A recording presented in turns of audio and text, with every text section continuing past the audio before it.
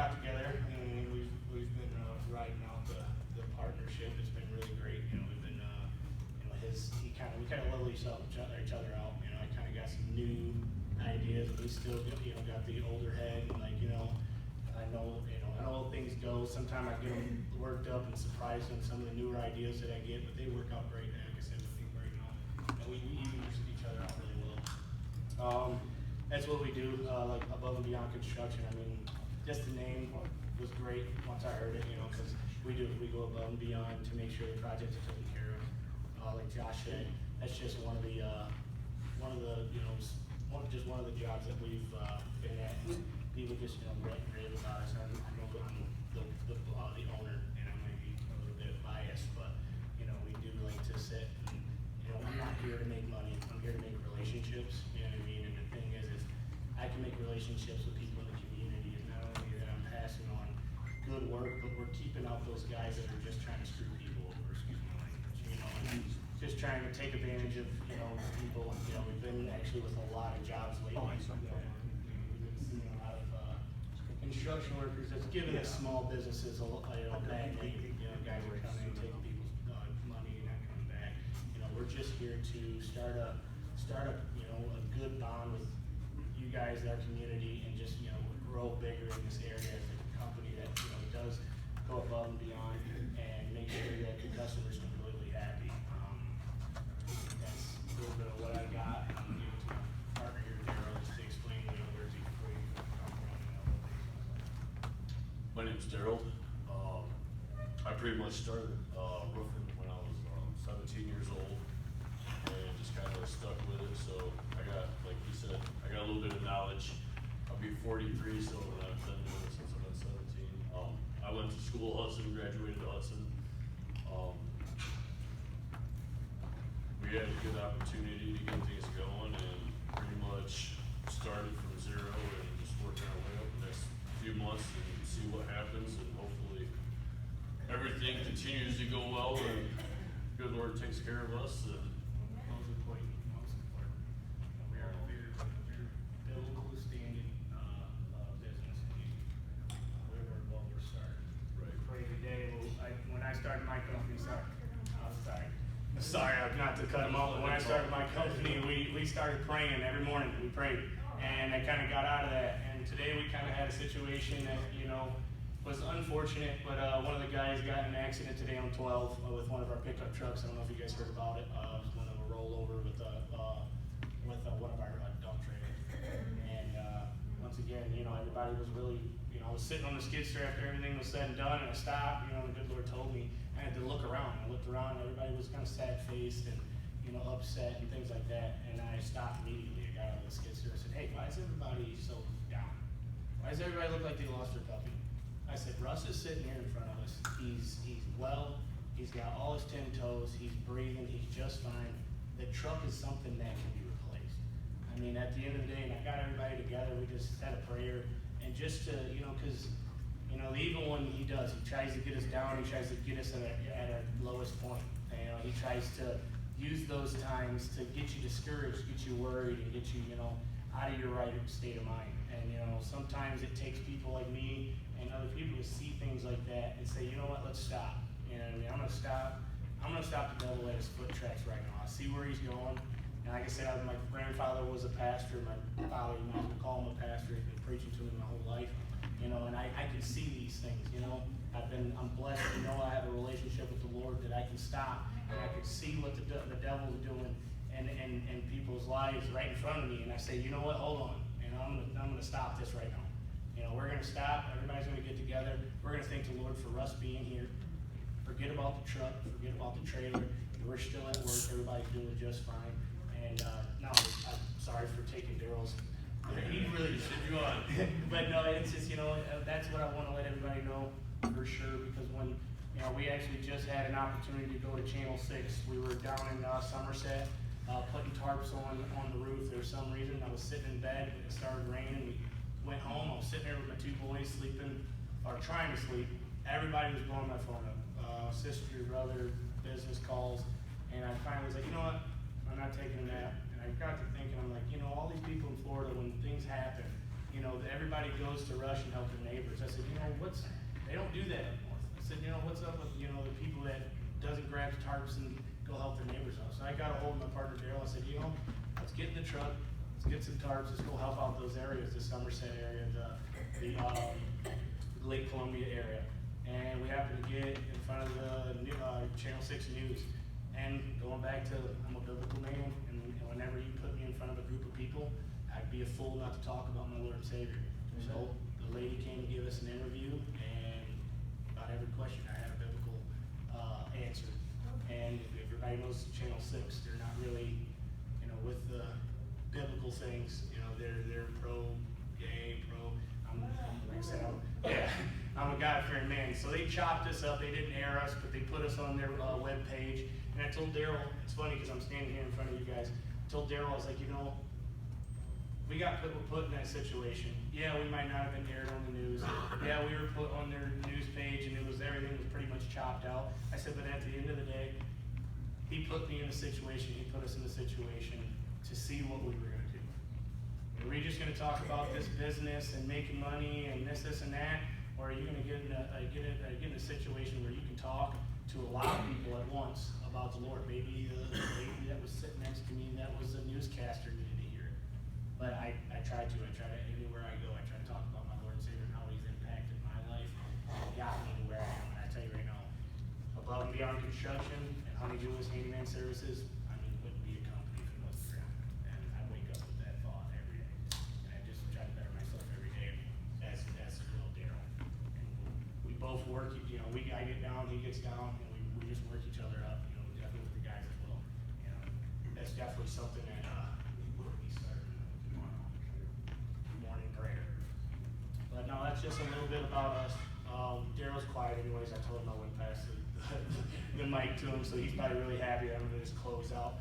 But I just want to thank you. Does anybody have any questions for us? No questions? All right, we do have some. Jason. Can you let everyone know? Sorry. Can you let everyone know like the scope of work that you guys do? Oh yeah, we do everything. When I say everything, I mean, like I said, I was a kid doing this stuff, so I've been around it all. I was in the union for 8 years. I went through all their classes, and actually was top of my class. Worked on the wax in Ohio State University Hospital. I know you guys were in Atlanta, Michigan, but worked down there by the shoe for 5 years, or for 4 years, sorry. Built the building, or the parking structure, built a little bit of the church, so we do everything. I mean, kitchens, bathrooms, flooring, roofs, siding. I've already got 3 barndominiums under my belt, so we build from the ground up. So just about everything we do, and if we don't do it, we know a guy that can do it really well, so we can give you a good reference, so you don't have to worry about dealing with these people that are just kind of screwing people over. That was a great question. Do you mind if we share your stuff on social media? No, As no. a party itself? No, you. Sometimes people don't like that. No, you're more than welcome to. I would encourage that. Cool. Any more questions? All right, thank you guys, and once again, thank you guys for having us, and God bless.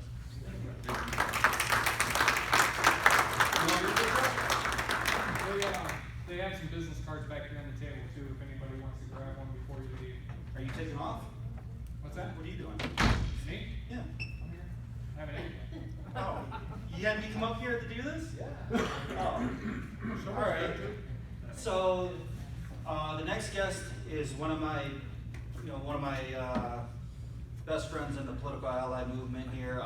The America First language is getting kind of shunned out in Michigan. We're getting squeezed pretty hard. What I mean by that is we got still what you want to call establishment, big money, squeezing down. We got QAnon squeezing up, and then you got us in between, and Democrats obviously are squeezing as well, and the woke left is squeezing as well. So like it's a lot of pressure. I'd say for the next speaker, there's probably approximately 50 of us, maybe 50 to 200 of us across the whole state of 10 million people that fight continuously the way that we fight. Shane, why don't you kind of come on over here? This is Shane Trejo. He's from the Grand New Party, started with Steve Cara, Angela Regas, right? Is Angela in it? No, I thought she was. Never mind. He's got these little rhinos here. They're pretty cool. You squish the rhino. And Shane's a writer. He's a patriot. He's a freedom fighter. So please give him a hand. Thanks for having me, guys. So I'm with the Grand New Party PAC. Just to explain, Grand New Party is a play on Grand Old Party. So we are not a third party, but we're a fully Republican organization. What we do is we support the best of what's in the Republican Party. So what we're focusing on is at the local level, the school board races, the county commission races, the state house races. So we want to support the strong conservative fighters who've been elected and then help swell their ranks. So we all know it was a rough midterm for us. We lost, the governorship, the House and the Senate. But the good news is that we have more strong conservative patriots at every level than ever before. So at the school board level, we've overtaken school boards across the state, got more people elected in the school board level than ever before. County commission level is the same thing, and at the state house level, it's always just been a couple of lone voices in the wilderness. But now we have a dozen or so people who are standing strong, who are strong conservatives, and who won't fold under the pressure. So what we're organizing as in the House, what the conservatives are organizing as in the state house, is the House Freedom Caucus. So the Michigan Freedom Caucus, very similar to the one that is at the congressional level in Washington, D.C., a group of liberty-minded lawmakers who are holding the line and standing strong, not just against the Democrats, but against the rhinos as well. So we see a lot of backroom dealing. House Minority Leader Matt Hall, he's taking the deals, he's encouraging other people in the Republican caucus, so elected Republicans in the state house. He is encouraging them to take deals with the Democrats. So that every time you see something horrible being passed, whether it's the budget, the $87 billion budget that is the biggest in history, or the LGBT Civil Rights Act that gives transgender people civil rights. So if anyone doesn't say if you don't want to hire one of the people who are transgender who may or may not be doing weird or perverted things on the job, you will be sued into oblivion. So Republicans supported that as well. Republicans. Red flag laws. What's that? Red flag. Red flag laws. Republicans supported that. Gun control. Matt Hall voted in favor of one gun control bill. So there's many. Corporate welfare is another one. So Republicans, they go on the other side of the aisle. They cut the deal with Democrats, and it's a musical chairs game because they'll always, one guy will take the hit for this bill, a couple will take the hit for the next bill. They all play their role, but we're driving a wrench through that entire miserable system. And we're supporting the good guys. So we have good people who are elected now, and they need our help. So much of what we do as activists, it seems like we're in a circular firing squad all the time, fighting with other Republican activists, and some of the fights need to be had, but it seems like a lot of them are just decent people pitted against each other, either over petty differences or unwittingly or something or another. So what the Grand New Party PAC wants to do is organize people around fighting what is at the heart of the evil system. So what we did was we had a conference call recently with Representative Jim DeSena, who is a member of the Michigan Freedom Caucus in Lansing, and also a member of our board of the Grand New Party PAC. John Smith was on there as well, and what we did was we exposed the House Republican Campaign Committee. Who here has heard of the House Republican Campaign Committee, or HRCC? Okay, so a couple.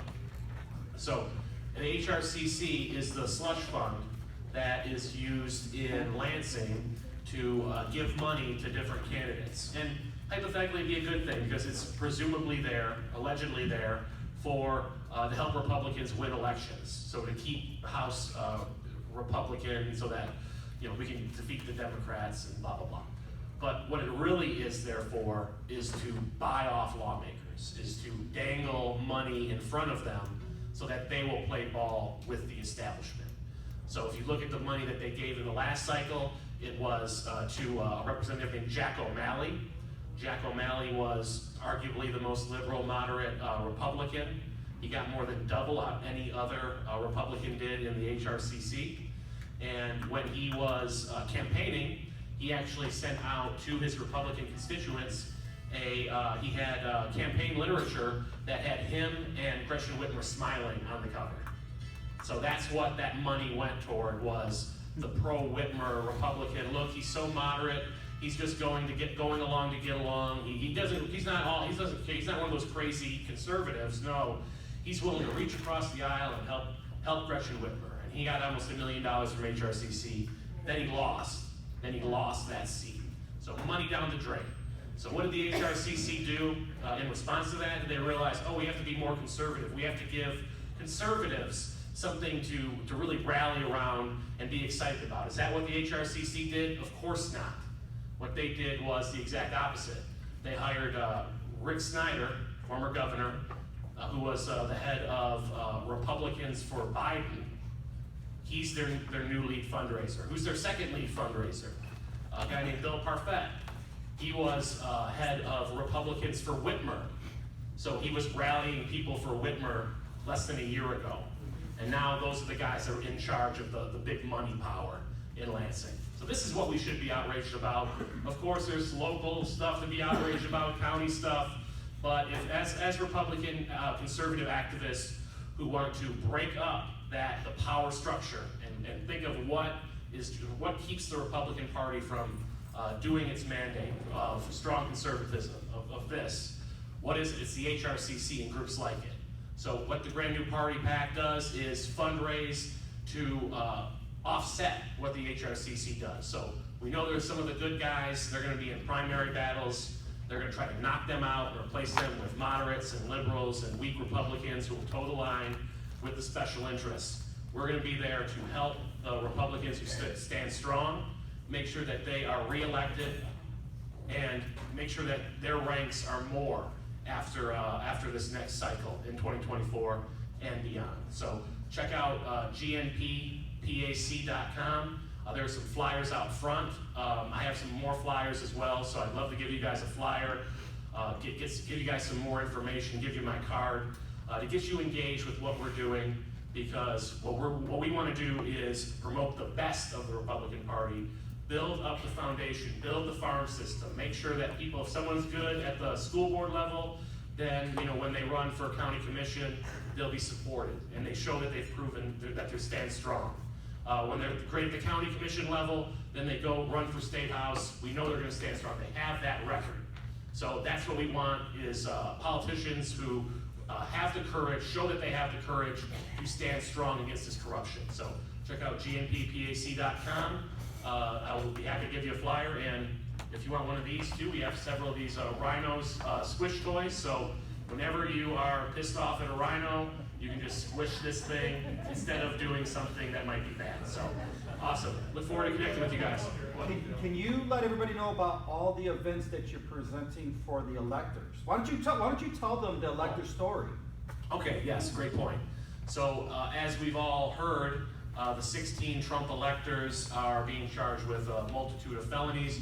Basically, if they're convicted of all the felonies that they're charged with, they will be serving life in prison for the crime of standing strong against voter fraud. So tomorrow night we're going to have an event in Oakland County. That's going to be for all the money will go to a project that's going to raise a lot of money for all the electors. So we'll have one tomorrow, and also there's going to be one for Hank Choate. Yep, Jackson. In Jackson, and what day is that? That's at Meckley's, by the way. Yeah. That's the 17th. So August 17th at Meckley's for Hank Choate, who stood strong. So there's going to be definitely different ways for you guys to support the electors. So get involved, help these people. When our good guys do the right thing and stand strong, we have to be on their side. They can't be on an island. So there's going to be opportunities to give, and they're going to need your help, because if they lose this case, that's the end of the rule of law. That's the end of any sort of fair elections. I mean, we're hanging by a thread now, but that's going to be the final death blow of our elections. What? the end of free speech. It is the end of, yeah, the Constitution, the end of free speech. It's very, very, very Orwellian what they're doing. So we have to have their backs, we have to stand strong, and we have to support these guys. So the 17th is probably the one that's closest to you guys, so be there at Meckley's Farm. At Meckley's, okay, at Meckley's, and support Elector Hank Cho, and we'll have, pay attention to what's going on with the Grand New Party PAC.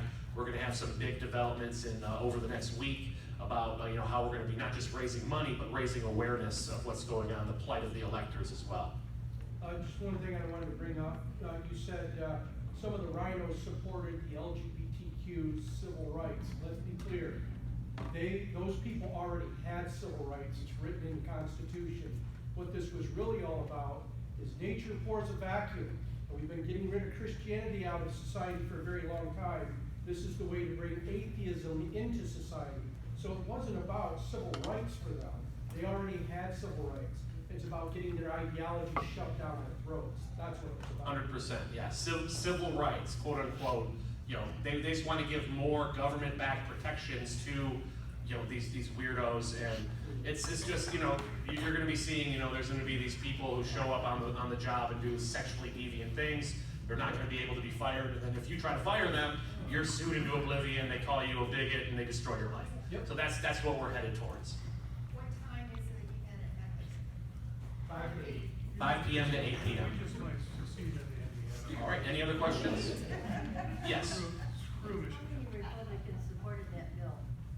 The transgender civil rights one, I believe it was 3 or 4. I don't have the roll call vote, but I can get that to you. But Some did. I feel like it was 4. Okay, yes, probably 4. But some absolutely did, and like I said, it's a musical chairs job. So for this vote, there'll be 4 who takes the hit. Then the next bad vote, there'll be 3 who takes the hit, because that's what the special interest wants. And Gretchen Whitmer will, and the Democrats will give some handouts, some little pittance to something in the district that they can take. Yeah, it's disgusting. It's disgusting. All right, here you go, Joe. So just give me an example. Sarah Whitemer, she's out of Jackson, she voted for the budget, that huge budget. There was like 3 or 4 of them that voted for that as well. That's just an example. So they'll each take turns taking those hits.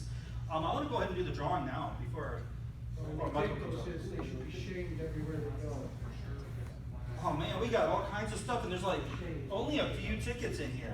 Because you win every time. Shut up. You got a TV yet? No, not yet. Oh, hey, pick up my ticket. I'm gonna throw it to you. Okay, what do you want to see? Okay, so what do you want to do about first? All right, so we got a shirt here. Dennis, you want to grab a ticket?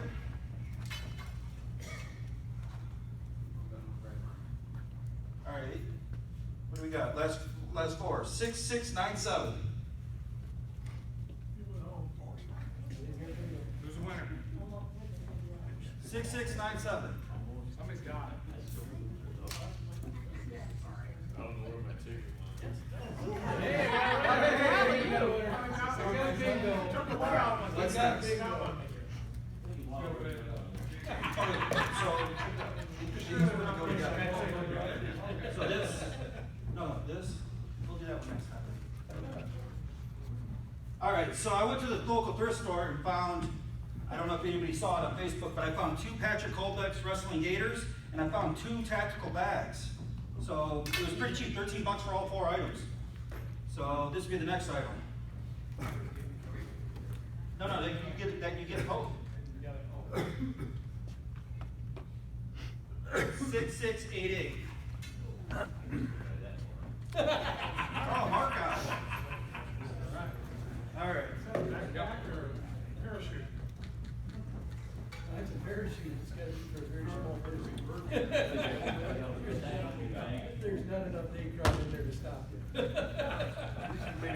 All right, this is a big tactical bag with the Patrick Colbeck book. No, you're done. Okay. Justin? Well, the good stuff. Get mine. Yeah. 6687. You got a winner?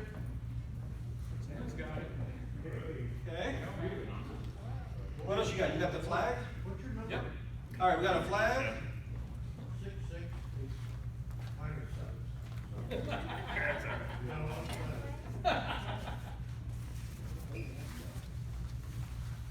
All right, 6685. Oh, that's probably me, because he was 86. All right, there we go. All right. What's next? Josh? Box 223. You want to do details next time? No, we got a couple more too. Okay. Box ammunition. 223. 6680. I got 6690. Damn. You won last one. Maryland won this one. Yeah, that's like. Okay, we got 2 stickers, America First stickers. Yeah, 3 car.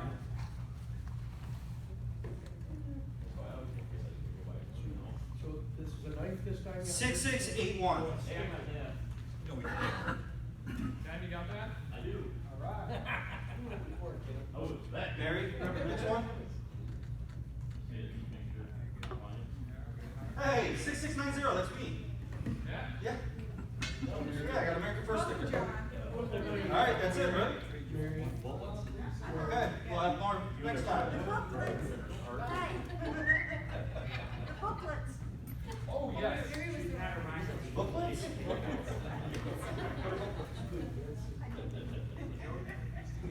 Here. All right, so you want to raffle these off, or do we just want to see who wants them first? The first hands up gets them. So these are a complete federal and state constitution guideline syllabus information packets. Pretty awesome. Each got his hand up. All right, we got 3 of them. All those together. All right, over there. Oh. Why Why we hit last There's too many hands, we gotta raffle it. It's only Yeah, fair. that's true. It's only fair. I was gonna say, we could do a trivia. Whoever gets one has to come to Liberty Hall on Tuesday night for the Constitution class, because that goes right along with it. Hey, welcome back to being free. I was a communist before I went there. I went to this country, I thought it was a conservative, but I found out it was a Trotsky commie.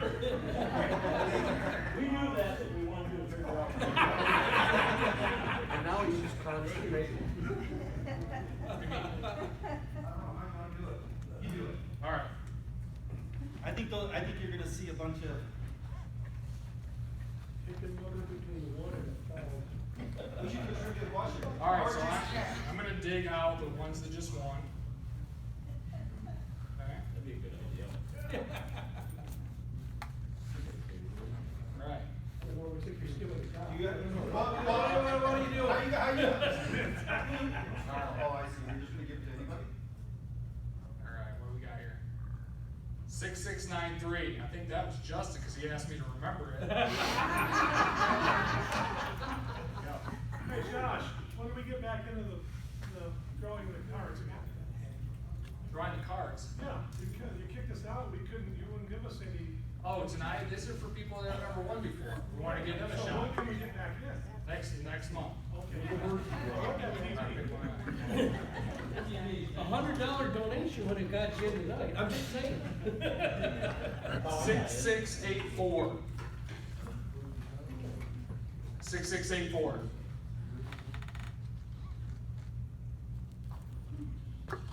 Going once, going twice. Gone. All right.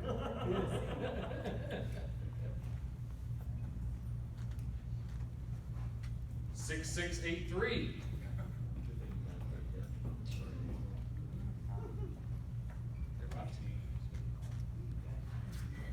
Nobody? Okay. Got another one.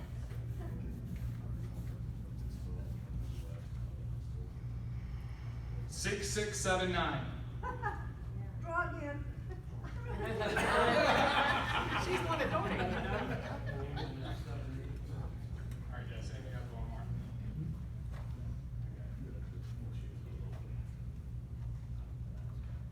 6689.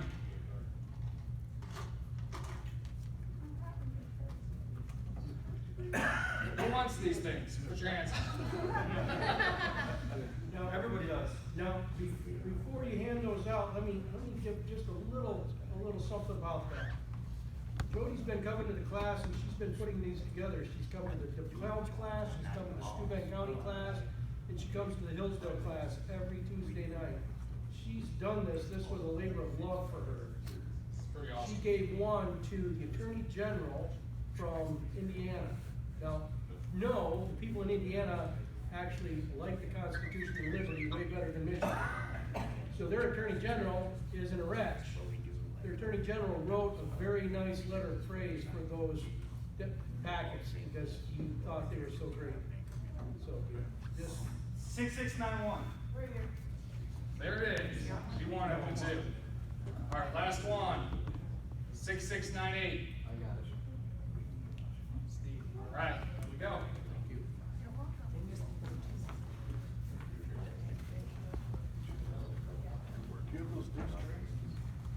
All right, brand new party. You hear what they said? They're gonna pack local races. You guys all know how important that is here, right? Yep. So I got a phone call today from a guy that is connected to Steve Meckley. His parents are godparents to Steve, and Steve's parents are godparents to him. I think that's how he said it. And so he's up in Jackson and Hillsdale border. And he said he's connected to quite a bit of successful people, and he was going to do his best to help fundraise. He asked me what kind of money we're talking about for the local races here. I told him we probably could almost win everything with $40,000, probably. And so he's on it. He thinks that he could probably raise 20 himself. Oh, wow. So he was pretty adamant. He said he's almost completely retired. He's retired, but he's sort of not. You know, retirement never really happens.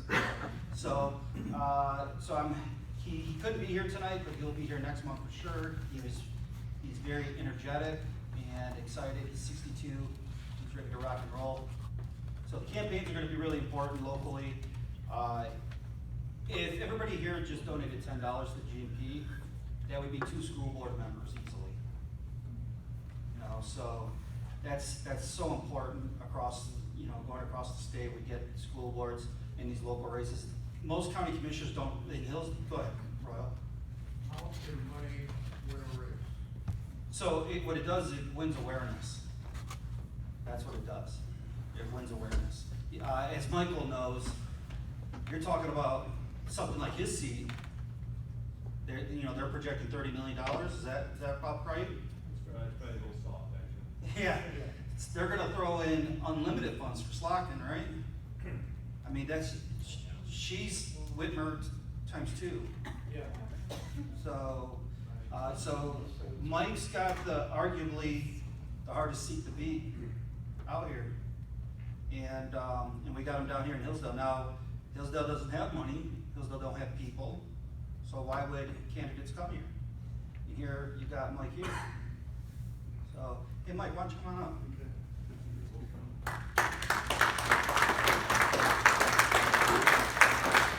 I asked Mike, when we were at the 2A event just a couple weeks ago, I asked him what's the difference between him and, say, someone like Nikki Snyder that's running. And what he told me was, and it made a lot of sense, when he said it instantly, I was like, I'm an idiot. Experience. It really does make sense. Thanks, Mike. Oh yeah, that's right. You're on the stand. Yeah, because I got my notes and then, I'll be all mixed up. Don't fight with it, don't let it beat you.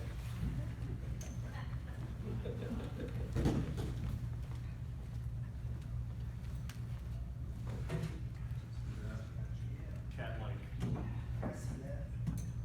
There was a different one over here. Is there a different one? Yeah. Well, I think that might work. I got it, John. You got it?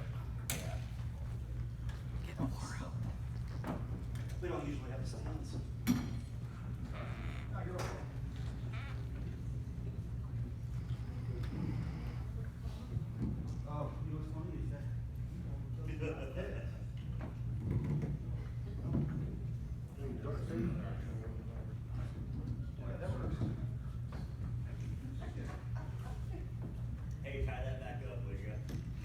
later.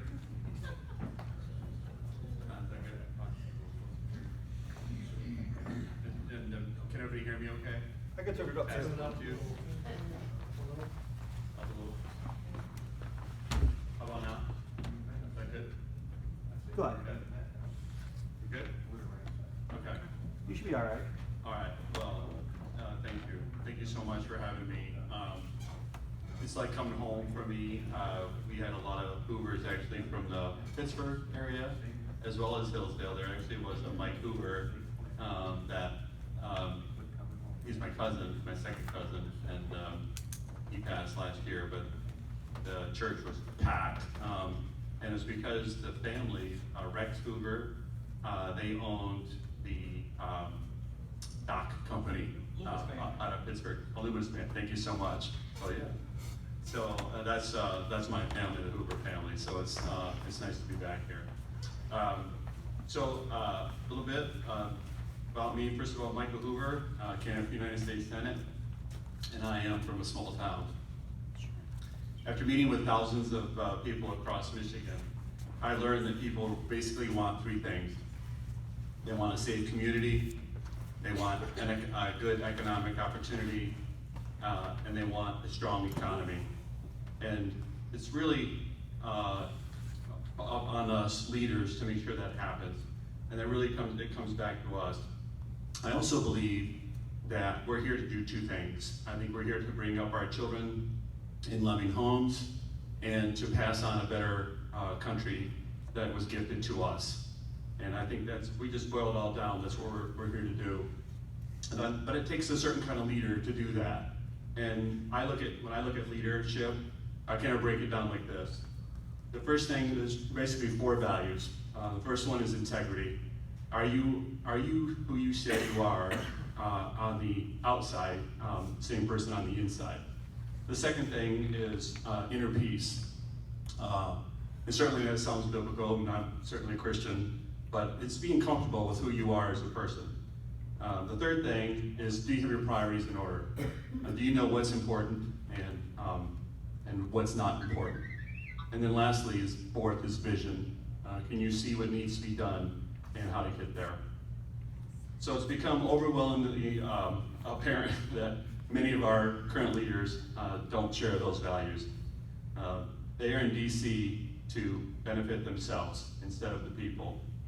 And how many times are we going to watch people go to DC and basically put themselves in a better situation instead of taking care of the people? We see it over and over. No one trusts them, and you shouldn't, because they've proven who they are. Let's just go over some of the statistics. The cost of living in my lifetime is up 1,000%. It's up 42% just in the last 3 years. Biden dictated 517 new regulations in just his first 2 years. That cost the average family $15,000. That's when people don't really understand what the regulations truly do. Regulations do another thing too. They also squeeze out small business owners. We had 2 really champion small business owners, and they truly they are trying to attack small business owners. You saw that during COVID. You saw that during the shutdown, where big business was allowed to do business, but small businesses were forced to shut down. Our debt has increased 500% since 1999, and the interest on the debt will exceed the national defense budget next year. Social Security is going to be bankrupt in 9 years, and that's followed closely behind by Medicare. And we spend more money on so-called health care than any other developed nation, yet we lead those same developed nations in sickness. We lead in diabetes, we lead in cancer, and we lead in heart disease. Crime and deaths of despair at all-time levels. Our border is wide open while we send billions to Biden's war in Ukraine. The largest and fastest growing employer in the United States, it's our government. And the wealthiest 4 connected counties in America. You would think they'd be in New York, or California, Florida, Texas.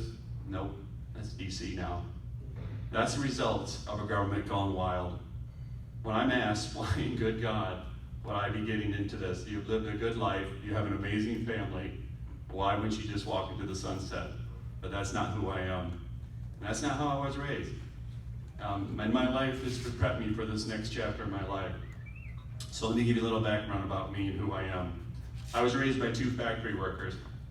My dad worked at Tecumseh Products, not too far away, and my mom worked for Fisher Body in Adrian. At the age of 17, I turned out to be a pretty good football player and was getting recruited across the state. But life had a curveball for me, and I found out that I was going to be a father my senior year. I did. But as things worked out, the mom ultimately did have the baby. She didn't want to take the baby home, but I did. I took my daughter home when I was a senior in high school. I had a new girlfriend at the time, and she decided to stick with me. We now have 4 children, and we had 4 children by the ages of 24 and 27. We got married 3 years later. So we were pretty young parents. For a while, life was pretty tough. We were living off of $918 a month, and I had student loan debt back in 1988 of $50,000. In today's number, that's substantially higher. But after 13 interviews and competing with 25,000 candidates from across the country, I was hired into the Dow Chemical Company after graduating from Northwood. And we made a decision right then and there that my wife would stay home with the kids. And we would sacrifice and do whatever we had to do to maintain that decision where she stayed home. So we bought used, and we lived in a small home. Several years, or 7 years after Dow, I helped lead a significant change in the automotive industry. I was part of a team that was responsible for the exterior of the car, and we figured out a way to make the front end much more aerodynamic. And what that did is made our vehicles much more fuel economic on fuel, and also changed the design. So if you think about a car, and you think about how a bumper kind of sticks out, or it used to stick out, and you could sit on the front bumper as a seat. And then over time, that kind of went away, and the grill came out and became in the impact zone. So you can blame me for taking away your seat. The good thing is that when I did that, I won an award. I won a big award. It's called the Dow President's Award. And I also won an award from the Society of Automotive Engineers for the most innovative use of plastics. And so that did something good for me. And I mean, certainly got my name out there. I didn't realize to the extent that it did, but I had companies from all over the world trying to hire me away from Dow. Obviously, Dow's a very big company, and so you have that big Dow diamond behind your name. People are interested. And after a couple of years of that, I figured out, hey, this would probably be a bad idea to start that business that you've always wanted to start. So I did. I started my first business, and what I was basically doing is the same thing that I did for Dow, and that was doing technology and market development. And one of the brightest successes was creating a national solution for our plastic waste. That's our bottles. And these are the containers like milk jugs, Tide, and Downy bottles. And we figured out a way to be able to use them into the automotive industry. So you get this, at the time I was doing business with Asia, Europe, North and South America, and this company out of Troy, Alabama called me up and said, hey, we want you to come down and check out something we've got. And so I went down, and it turns out this company does most of the recycling for the automotive batteries, traditional automotive batteries that are truly recyclable. And they were taking the plastic and the lead. Well, out back, a little bit further back, there was this huge pile of plastic. And when I say pile, I mean bales that are 10 foot by 10 foot, scaled up probably 4 or 5 times high, it was as big as a football field. They said, okay, Mr. Hoover, what can you do with this? I said, what are you doing with it now? I said, well, we're cleaning it up. We sell it into mostly the flower pots and industry like that. And we're just curious if maybe you can do something with that in the automotive industry. So we went to work. And a couple of years later, after we did that, we figured out we could make it work. It took a little bit of finagling. We got that material approved at Ford, then GM, and then Chrysler, and then Toyota, and you name it. And now that material's been used for the last 22 years, where we displaced over 500 million pounds from going into plastic waste. It's now being used in your cars.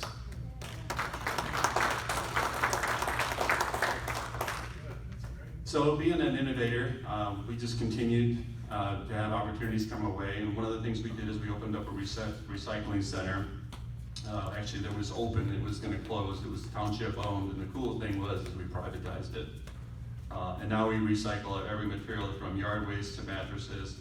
We also opened up a home renovation business where we actually built new homes and did renovations of homes as well, existing homes.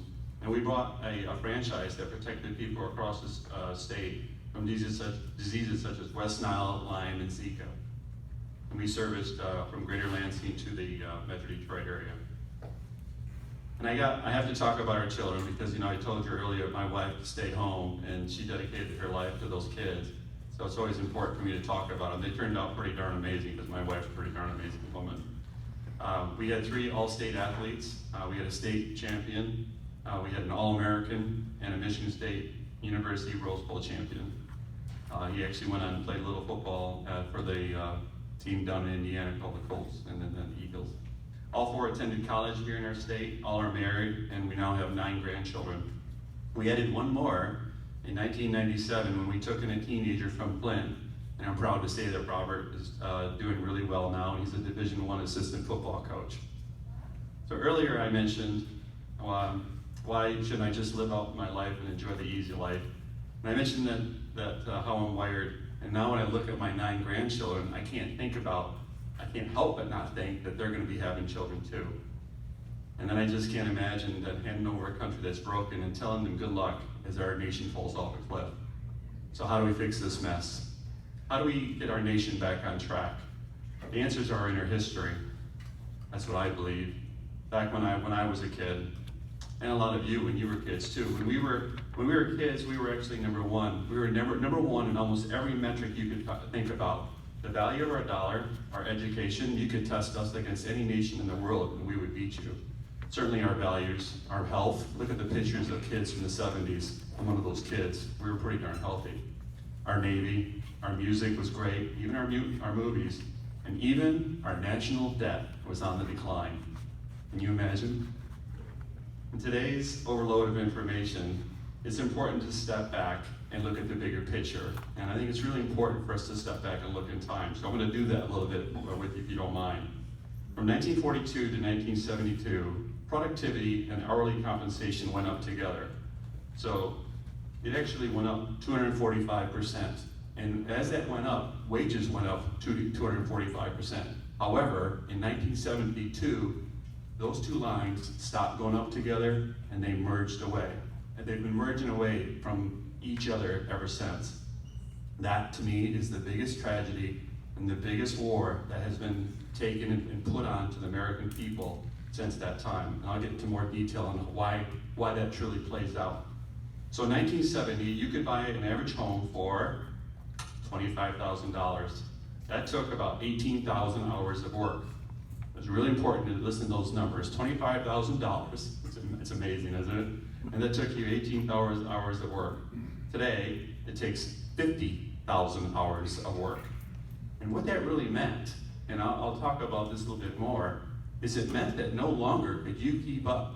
You couldn't keep up with one income. They made it so that both parents had to go to work, and that took away the family, and that made it so a lot of kids were being raised without mom and dad at home. And then also we would go into huge debt. It used to be that one income easily could take care of your home, your car, your health, and your kids' education. And that, of course, pardon me? And a vacation. And a vacation, that's right. That's right. So what happened? What happened with the 1%? And why did this take place? Well, the 1% now has more wealth than the bottom 90%. That wasn't the case back in the early 70s, and certainly not the 60s either. But what caused this? What was the trigger that made the divergence take place? The standard of all standards, the value of our money, was abandoned. The gold standard was kicked to the curb. Why did they do this? Because the smart and elite knew that they would become uber rich and powerful because their wealth is in assets. Assets are such as stocks and real estate. Sure, do a lot of us in this room own stocks and real estate? Sure. But you know what our real value is? It's our time. It's our time. And when we go do a job and we work and we do something, we get paid for what that's how we get paid, and that's where our value is. Certainly we have our homes too, but not like they do. It's not even close. Can you imagine when the Biden administration was asked this question, what are people supposed to do with this inflation? And how are they supposed to keep up? Janet Yellen actually said, well, they need to buy more assets. Isn't that something? That's how hard disconnected they are. The 1% of earners is now up 250% since 1970. That's 5 times as much wealth as they had in 1971. And the bottom 90% has hardly seen their incomes change. Productivity, like I mentioned before, up 246%. So where did that money come from? In 1971, the United States debt was about $370 billion. More importantly, it was about 25% of GDP, gross domestic product. Today, as most of you already know, the debt is at $32 trillion. But more importantly, it's 130% of GDP. So now when you take a look at it, turns out a lot of their wealth was created on the backs of us, our children, our children's children, and our children's children's children. It's disgusting. So who are these super elite? Let's take a look. Well, the first one on the hook is the military-industrial complex. And the military-industrial complex needs an enemy, so they create one. Let's go back in history. Vietnam, Iraq, Afghanistan, and now, Ukraine. We don't need these wars. We need to be involved with these wars, but they have to be in those wars. Take a look at Lockheed. Lockheed right now is reaping $2.3 billion so far just in restocking the Pentagon, which deployed weapon to replace the depleted stockpiles and weapons. However, that's only $2.3 billion. They got $6 billion slotted to them. They love this war. They cheer on this war. They want this war. Let's move on to the Federal Reserve. Kind of hinted on that a little bit ago, but the Federal Reserve, they kept interest rates lower for longer. This wasn't meant to help you and me. Kind of sell it as a ruse. Oh, you get a good low interest rate. That's not what this is about. Everybody knew that this would create a massive financial problem. So why did they do it? Because it benefited the super elite, as I said before. It benefited asset prices. And financial assets are the main source of wealth for the super elite, but not for us, not for the masses. The masses just got stuck with much, much higher costs of living and changing how we live. No longer can mom stay home or dad stay home, and we must go into significant debt. $91 trillion. When you put all our debt together and you add it to the current deficit, our current national debt, $91 trillion. So why run massive debts? Why don't our elected representatives support a balanced budget? It's because those deficits give money to politicians to hand out to their crony supporters. They bribe the key voter groups to win elections. The best example I can think of right at the top of my head is unions. I got nothing against unions personally, I really don't. If you work in a union and it's good for your family, God bless you, I think it's fine. But here's the problem. It's a ruse. No union worker, no working class can keep up with an inflation that I just talked about. UPS just agreed to give $50 an hour to their employees. Yeah, and think about that. In a couple of years, that won't be near enough for them to live. All of this, and that goes back to something else though, that prices out the small business owner. It makes it so the small business owner has to now compete with that $50 an hour. Good luck. And that just makes it so there's less competition. I'll give you a quick stat on that. Remember when they had I'm going off a little bit, but hope you don't mind. Remember we had the too big to fail banks, and we're gonna bail them all out? Remember that? So, we gotta bail them out. All that did was an opportunity for the super elite to kill their competition. They made regulations similar to paying people really high, but they made regulations so hard that these small to mid-sized banks would have to go out and hire tons and tons of people just to keep up with the new regulations. We went from 18,000 banks, now we have 4,000 banks. It's just strategy. So when the value of the dollar disappears, everything goes to pot. I got that from my grandma Hoover, God rest her soul. Prices, wages, retirement funds, values, our work time, everything is calibrated, the value of our currency. And when money is fake, everything and everyone begins to wobble. What did we see this week? I wrote this speech last week, but I didn't know that we were gonna be downgraded to AA from AAA. That's the wobble I'm talking about. America started down a long, torturous path in 1971. What started as a snowball is now a huge avalanche of a nation headed downhill.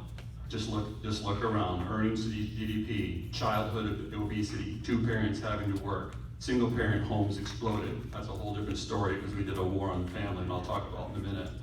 Massive debts, highest cost of healthcare amongst developed nations, yet we're the sickest, and we have a poor education system and performance now. My Democrat opponent, she's a cheerleader for and the number one ambassador for the deep state and its empire. This is what happens when you attend elitist schools, elite colleges, and get connected into the system that pays you to do more for it and less for the people. She's well known for her rant where she states, party over country, always, always party over the country. And we gotta make sure the rest of the state of Michigan and most of America hears that message. It's on, the good news is that it's on YouTube. She is proud of it, but the Republicans and the independents the Republicans that identify as Republicans also don't like it. So that's a good thing. Government continues to expand size, power, and control over the voters. It's almost as big as those that elected. We're at a breaking point. The insiders, the government people who make their living from the government have more power than the people that make a living outside the government. That's a true fact. Each year the government gets bigger and shrinks the true private sector. For our system to work properly, and the only way to avoid a government takeover is through elections of representatives that work on behalf of the people instead of working on behalf of themselves. However, and unfortunately, big business, big media, Wall Street, academia, military-industrial complex, big tech, Federal Reserve, big pharma, and many of our back candidates answer to them instead of the people. That's happening in our country today. It's truly a war, it really is. I've been in DC 6 different times, and I've sat down and talked to several congressmen and women, as well as senators. I met with the Heritage Foundation, Freedom Works, Club for Growth, National Policy Council, the Southern, the Social Conservative group, and every direction we look, we know we have a war. And certainly part of the war is inside, it absolutely is inside of our country, and some is coming from the World Economic Forum, as well as the WHO. So know that you're talking to somebody that's had an opportunity to see behind the curtain and speak with a little bit of intelligence on the information that I've received. But you know, one thing that's interesting about that group that I just mentioned off, all those big people, they don't get along on everything. But they get along on one thing, and that's to maintain the system, because it pays them really well. This is what has control today. The elite group has seized a great deal of control, and our government getting bigger, so their influence on the electoral process over private sector votes continues. This is why you see elite-owned candidates getting unlimited campaign dollars. It's a great return on investment. This is how nations fail. We've seen it in history. We've seen a takeover by the government in industry after industry. Just look at education now, look at healthcare, and now even our own automotive and our energy industries are under attack by government takeover. And to make sure they maintain control, we have seen an upswing in attacks of our private citizens. Look at President Trump, for example. We see arrests of political players who stand for freedom. We see it with attempts to regulate free speech and religious liberty right here in our own state. We see it when our civil rights are attacked. This is what 2024 is all about. And that's why I'm standing before you today. It's in our own county here. Absolutely. I've heard your stories. Yep, you have the same problem right here. It's a battle of madness versus what's proper. It's a choice between a full government takeover and an American awakening. It's for the future of our nation of citizens, or the future that falls into the elite view. And if this happens, no longer will we have a government of the people. No longer will we have a government by them, and no longer will we have a government for them. You'll have a government for the elite. And we are guaranteed that we'll have lower real incomes, a slower economy, we'll have more rules and regulations, we'll have less influence over public policy, and we'll have higher consumer prices, and you can guarantee this, you'll have a generous heaping of contempt from the elites. So how those apples? Not very fun, is it? And I'm so sorry to see your faces, but I want to turn those faces around now. There's some good news. There's actually great news. Turns out, after talking to thousands of people across our state, and certainly across the country, the typical voter doesn't think government should encourage genital mutilation, or more foreign wars, or higher and bigger deficits, or racism against any color, or an unreliable energy transition. That's the majority of people. Put that in your pocket. Know that for fact. Know that when you hear this group of people that are so loud with these megaphones and these media people, they're bought and paid for. But the average person, what I just read, will absolutely look at you eye to eye and say, I agree with you. I agree with you. I agree with you. So that's the message that we have to keep referring to over and over and over. It's our job. It's all of our jobs. Educate, educate, educate, and then win. People want these basic things. I talked about them: a fair opportunity, a good economy, and a safe communities. And they want people who have real solutions. About time I get to those, isn't it? So we must show them. We must show them that no longer have fairness because the super elite has rigged the system. We need to make sure that they understand the bigger picture that I described today. They need to understand that we must show how voting for super elite-backed candidates are ruining our country and are handing it over to the super elite. And I want to make sure this terminology comes out. Big government, big tech, Wall Street, big pharma, all the people I mentioned, that's the new democracy. That's the new democracy. And they'll leave us with socialized everything. That's what we're seeing, is it not? Think about it. I just want to paint that picture for a minute. You got all these groups that I've mentioned out. They are the true elitists, and they're the ones that, there's not a lot of them, but there's I would say a few thousand, and they truly want control, they want power. And so this is why it's so important for us to get this message out to everyone we talk to. So that's why I need you to follow me on Facebook and make sure that you share the messages that I put out, as I put this kind of message out regularly. I need your emails too, because we'll send out that same information so that you can pass it on to your friends and family. It's really important that we do the same thing the Democrats have been so good at, and that's using, code words with imaging. So for example, when I say white supremacy, or I say male toxicity, or I say gun violence, everybody's heard those words, and it's almost like, secondhand, is it not? But we need to erase those words, and we need to kind of undo them and really show that when someone says male toxicity, that's a sexist statement. When you say white supremacy, that's a racist statement. And we need to make sure we call that out and do it in a polite manner and repeat it over and over. But we must show how we fix America for them. So how do we do it? First, we must elect people who love America, who love our fellow citizens and love our children and love our grandchildren. And this starts, that love, with protecting women and children. This means not allowing men to compete with women in sports. Can I get an amen? This means that you no longer can drug or mutilate a child, and we make it illegal and punishable by prison.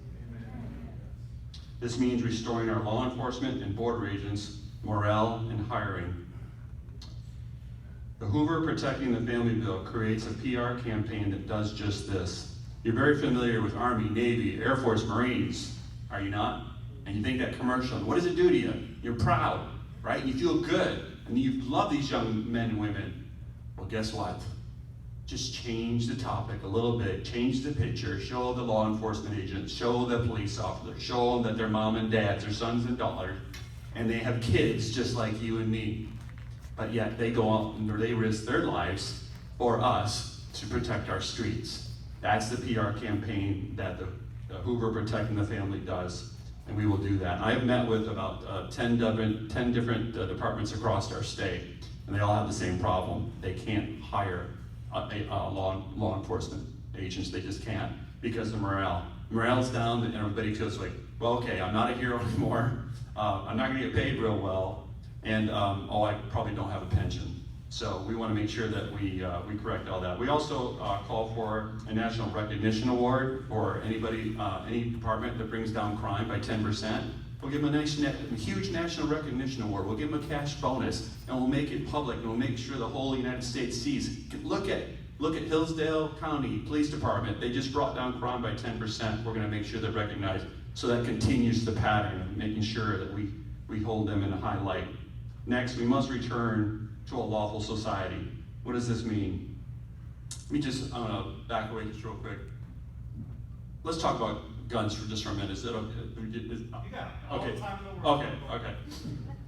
Guns. I have guns. You're all probably off guns. But here's the great thing about guns. They're fun. They're there for fun. They're there for sport. They're there for protecting our families. We all know that. So here's some stats you can take home. 90% of homicides are committed with guns that are not owned lawfully. Did you hear that? Not owned lawfully. From 1992 to 2014, we had a 50% increase in guns per capita. Guns per capita, 50% increase. At the same time, violent crime went down by 50%. Go figure that, right? Here's the last part. And that's what kind of got me to digress a little bit. The average criminal, the person that sadly will go to homicide, has been in jail 10 times. There's usually 300 to 500 in every major city that end up really causing the problem. So we must absolutely prosecute repeat criminals and get them off the streets and away from our borders. Third, we must fix the value of our time. We absolutely must restore the value of our dollar and drive down the cost of living. This means restoring the value of the dollar. This means re-energizing America and reliable energy such as natural gas, renewable gas, and advanced reactors. This also means undoing Biden's 517 regulations that drove up the cost of living of $15,000 per family. We do this through the REINS Act, which forces all spending to occur where it's supposed to be. That's Congress. Today, the executive, Biden, or a lot of the bureaucracy can put through laws or put through edicts that can cost us $2 trillion per year. So the REINS Act basically says no longer can you do that. Anything that's more than $100 million must absolutely come before Congress. And that's a bill that you'll see on my website, and that's a bill that we will make sure it gets done.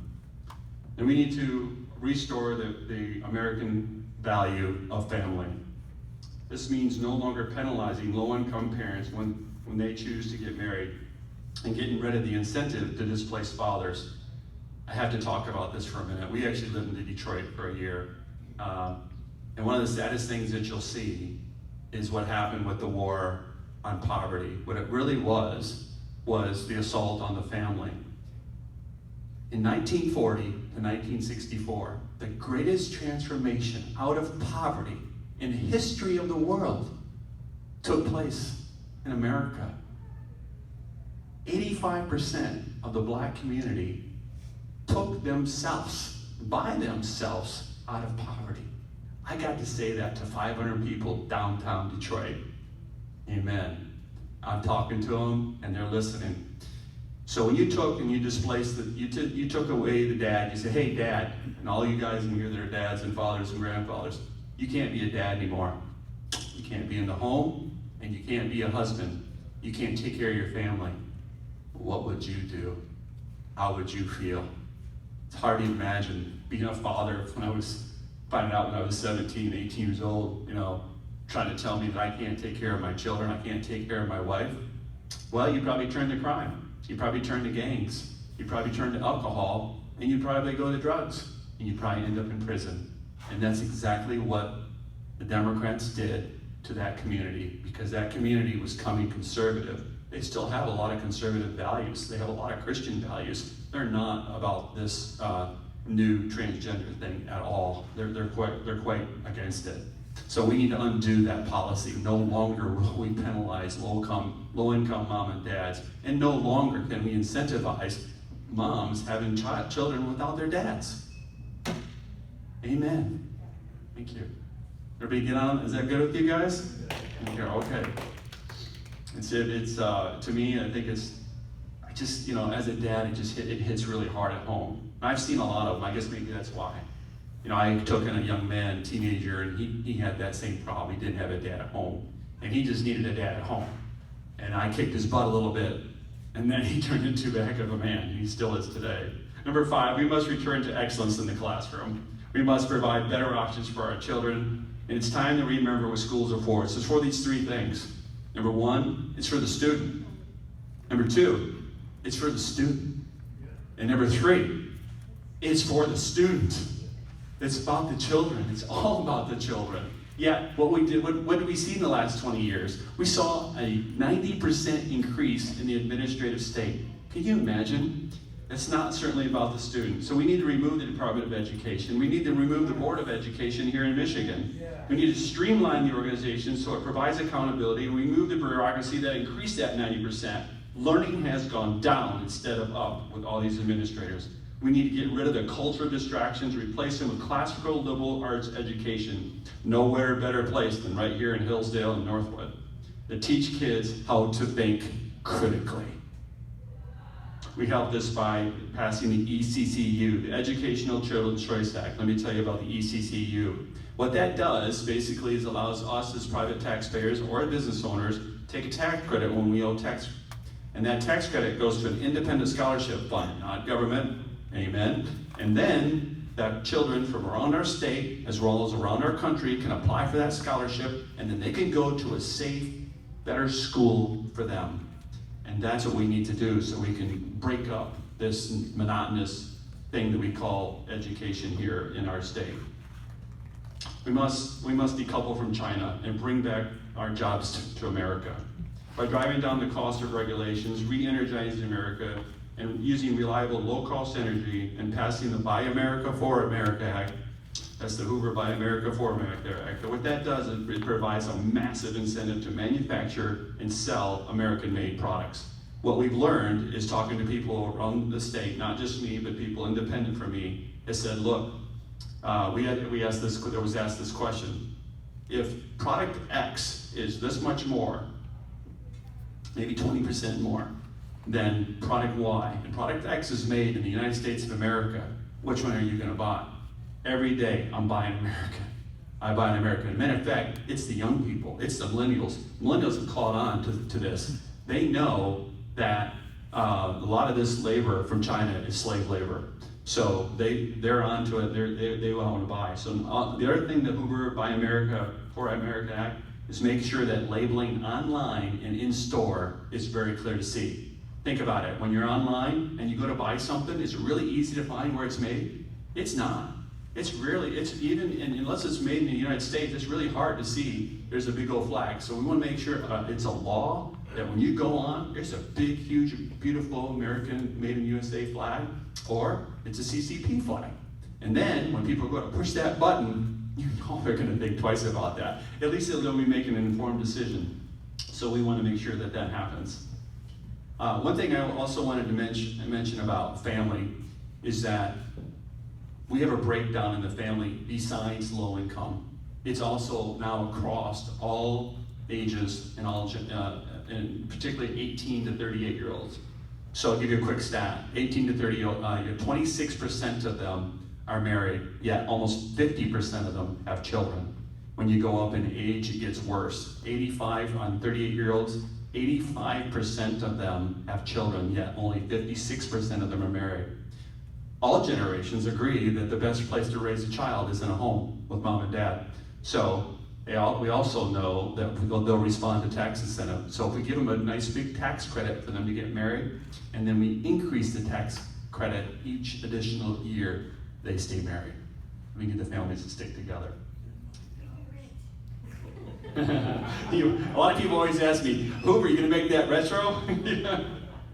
I mean, I wouldn't mind it. I've been, my wife and I have been together almost 40 years, so I would want to go to bat for that, but I don't think it's a good idea. Lastly, we need some guardrails in our political leaders too. So let's start with me. I signed up for the pledge. What that means is the pledge is that I'll only serve for 2 terms as your next senator. I think that should go across the board. Lobbying is mostly uncapped and mostly unreported.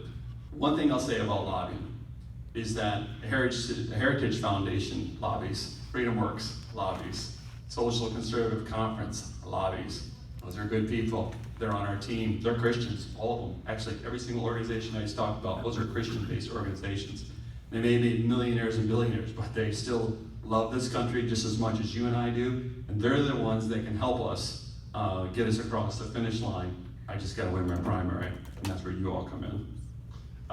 So lobbying. So we still need to cap it. We still need to cap it, and we need to make sure that there's full reporting. So when a politician or elected official is meeting, that needs to make sure that it's put out there on the website.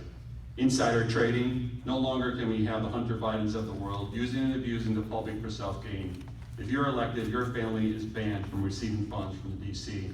Sadly, we have people here in Michigan too that are doing the exact same thing currently in Congress, and some that may actually run against me. Measurements. Think about it. You and I, if we do a job, if we're working, we have goals and we have responsibilities. Even as a business owner, if we don't satisfy our customers, if we're not getting 5-star reviews, we're getting measured one way or another. Government doesn't have measurements. What their measurement is that how many people participated in it. It's not that the idea actually improved anything. So I say that every bill must now include measurements. It must have goals and measurements, and then we must be able to go back and say, okay, how well is this bill doing? And it must be built in so Congress is forced to measure it. And if it's not doing good, kick it out. How many bills deep? And then the last thing is the length of the bills. The Northwest Ordinance of 1787, which includes Michigan as an endowment, was accomplished in less than 4,500 words, compared to the Affordable Care Act, which is 363,086 words. No one could ever read, and no one could ever comprehend. Certainly not me and most average Americans. So we need to correct that. So no longer can they put together these massive bills that the average public can't go in and read. Actually, not one congressman or senator could read that bill. Not one of them. So this is the kind of nonsense that we have to get rid of. That's right. Lastly, and I love this one, we should pass a bill that you must cut spending. In Congress, if you don't cut spending, you forfeit your right to run for re-election.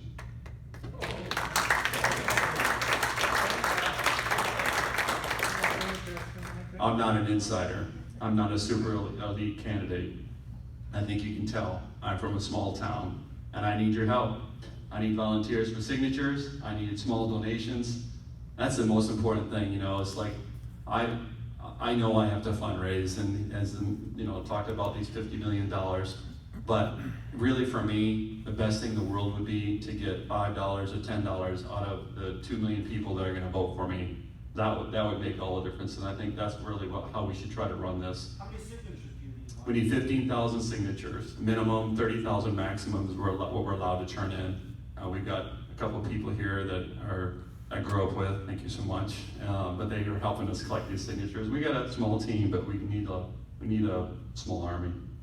I need you to follow us on social media. That's Hoover for Senate, F-O-R, Hoover for Senate. And I need you to share the message. And the last thing, I just need you to join the fight.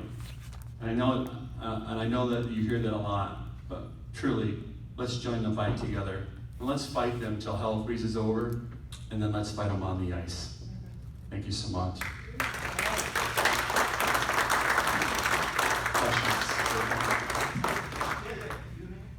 Any questions? I'd like to make some comments or questions. You're running for U.S. Senate. That's correct. And you do have a lot of really good points. I commend you on many of them, but there's 3 that I kind of caught I'd like to go over with you. You mentioned schools. Yeah. Would you agree, and I think I heard what you said, that the feds shouldn't be in schools? That's right, I said to eliminate the Department of Education. All right. So you got You're 33% there. Okay, good. Number 2, guns. You mentioned most gun crimes are committed by illegal guns. They're committed by guns that are not owned legally, that's correct. So if they're stolen, I would agree with you, they're illegal. Absolutely. Okay. Otherwise, person has a right to keep and bear arms. Do you agree Of with course that? they do. And the third, you mentioned the new democracy. Yeah, And I would, if I'm understanding you right, that's what they're pushing.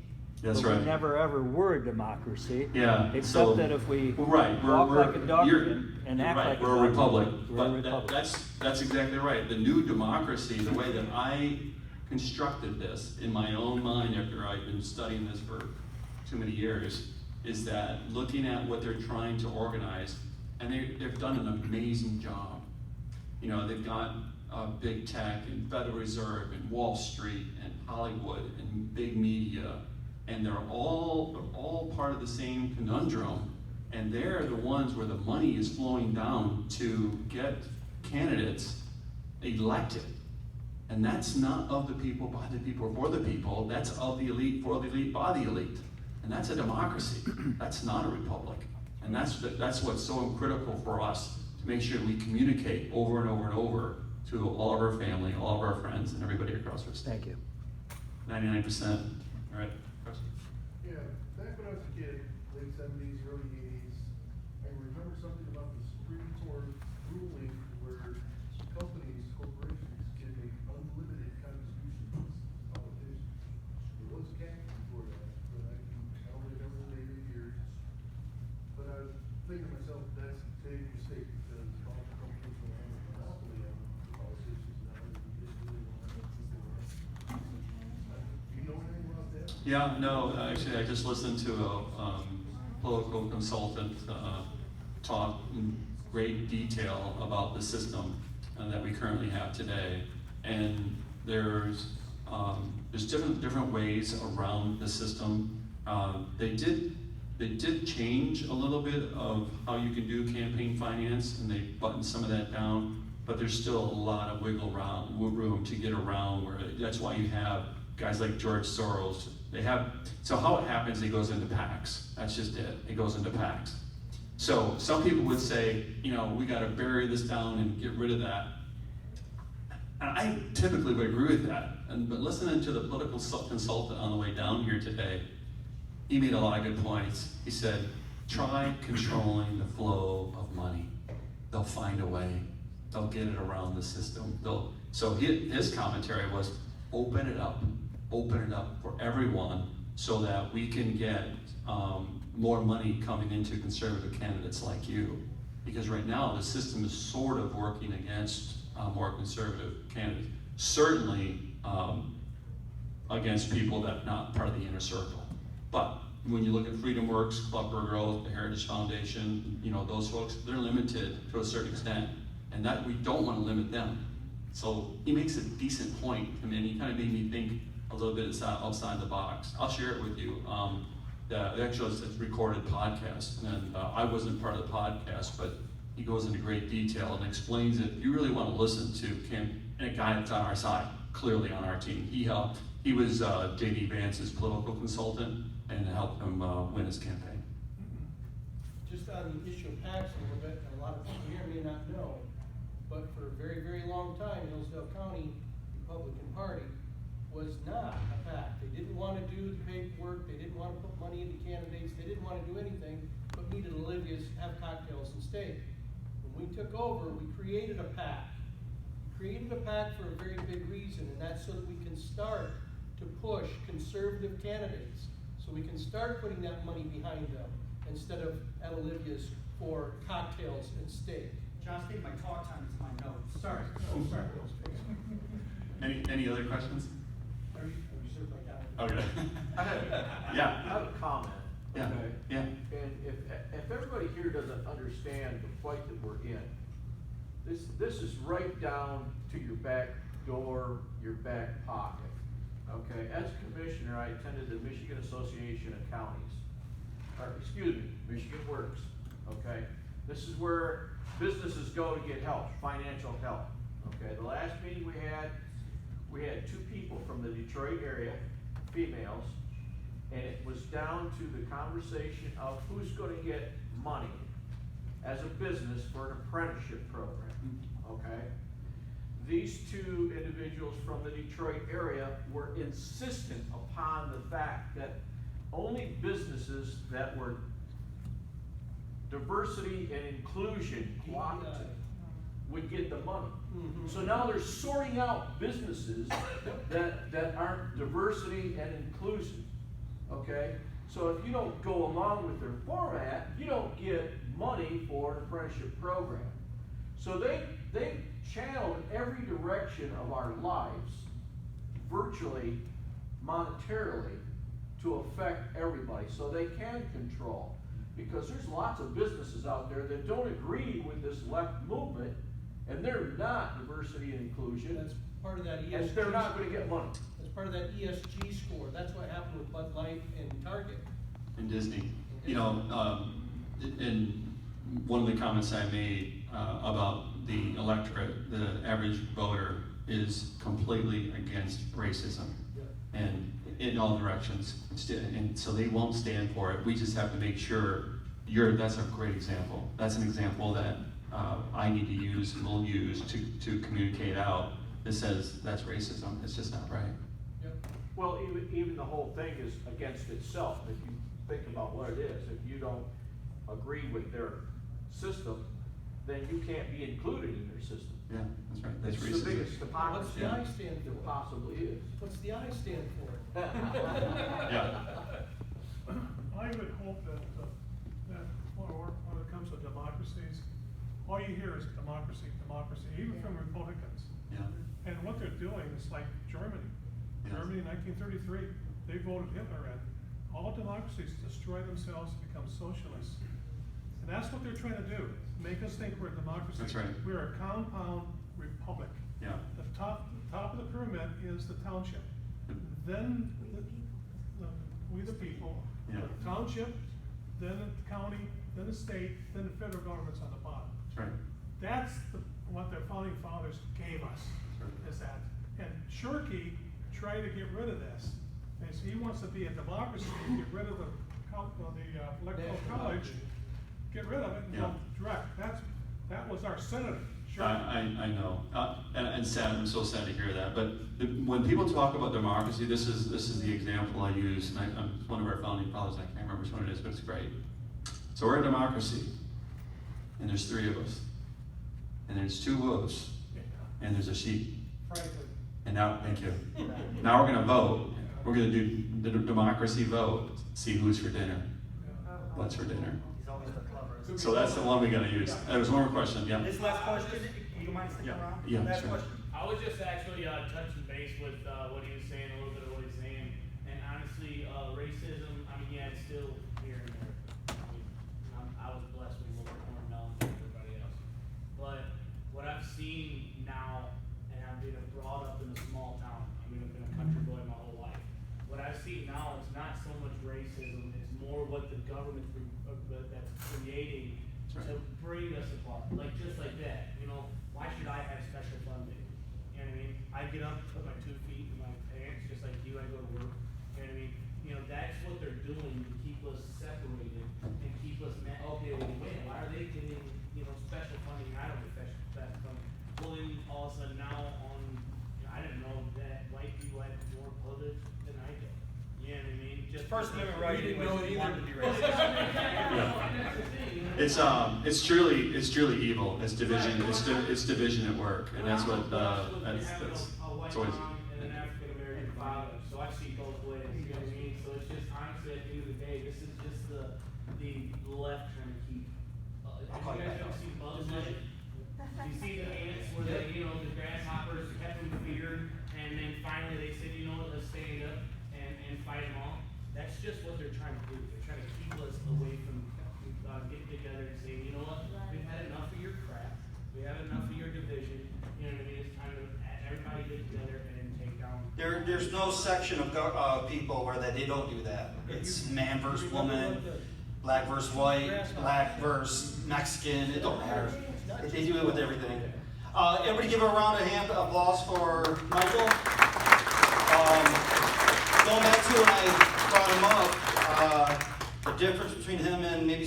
candidates experience, right? You know, when we're like 19, 20 years old, we don't really appreciate that, but now that as we get older, it becomes more relevant. Mike, I don't know if you see this over at county parties, but it's really endearing to us, it's important to us, because that's how we vet our people. And no matter how dysfunctional or how irrelevant the state party is, they're actually in the back end trying to work something based off our party values, but based off of this and kind of promoting it at the forefront. We do got car magnets out there. Please just take them. I'm tired of dragging them around. I've been dragging them around for 2 years. Please just grab them, guys. The last executive business meeting, which we only have like one a year anymore, they approved for $500 for me to do some texting and messaging and mailers. As you see, the room has about 40 to 50 people. At our high point, we were probably like 100 to 110 during about 2 years ago, maybe a year and a half.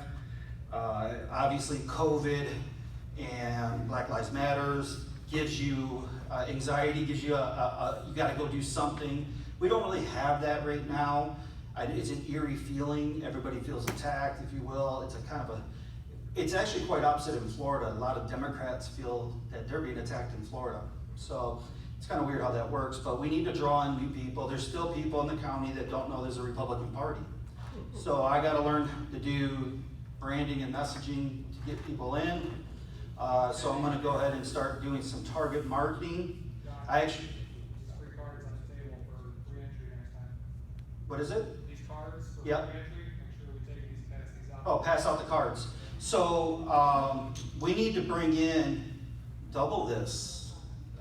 We do got, what, about approximately 4,000 in the bank, somewhere around there, close to that. We spent, I think, 12,000 in the last campaign on candidates, and you bet your ass they're going to spend some money on it now. So like we're going to have to double our efforts, and I'm getting kind of nervous, if you will. So money's going to, like you were asking, like how does money affect this? A sheriff campaign currently today in Hillsdale to beat Scott Hodshire, if he's not a constitutional sheriff, and you want a constitutional sheriff in, would be in excess of $25,000. It's gonna be more than that. We spent $18,000 in his campaign last time. Well, they stole it. Can I say So, something real quick but- about his constitutionality? What's The that? supervisor of Adams Township, I called him 4 times on different phones. He would not answer my call. That's when the state police were there to get the tabulator. We want county commissioners, those are gonna cost us $5,000 apiece.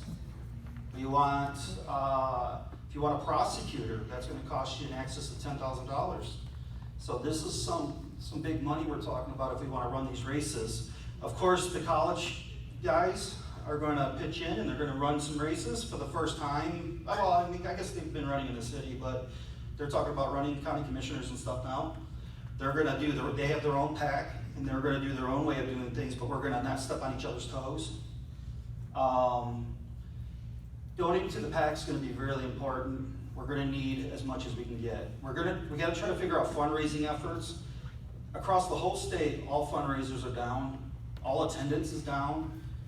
I was gonna bring in Tim Ballard, the guy, I think that's his name, Tim Ballard, the guy that did Sound of Freedom, the agent, the real agent.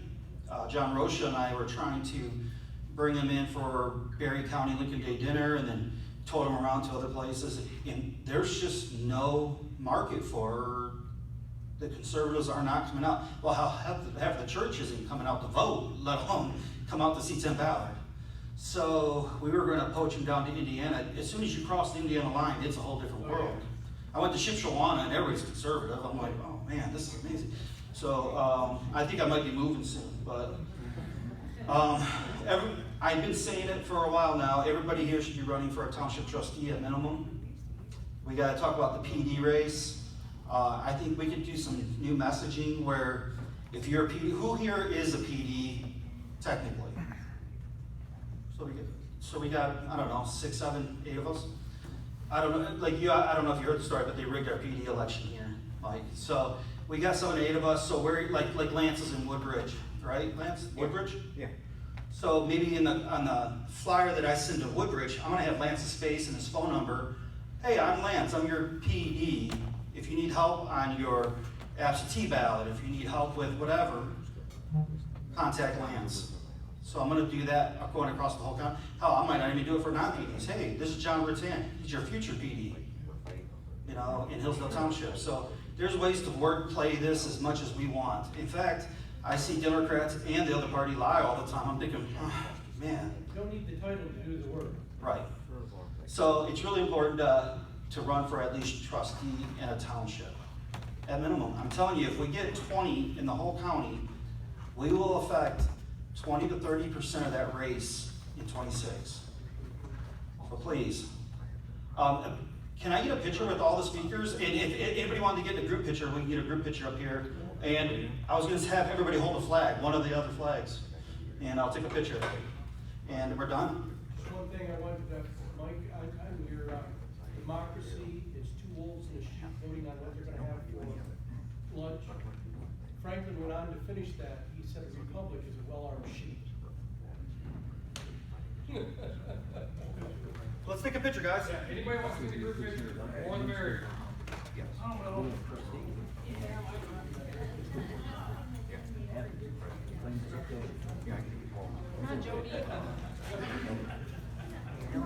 Time to break the camera.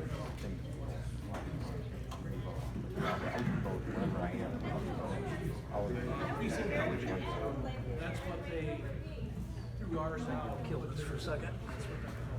Everybody grab a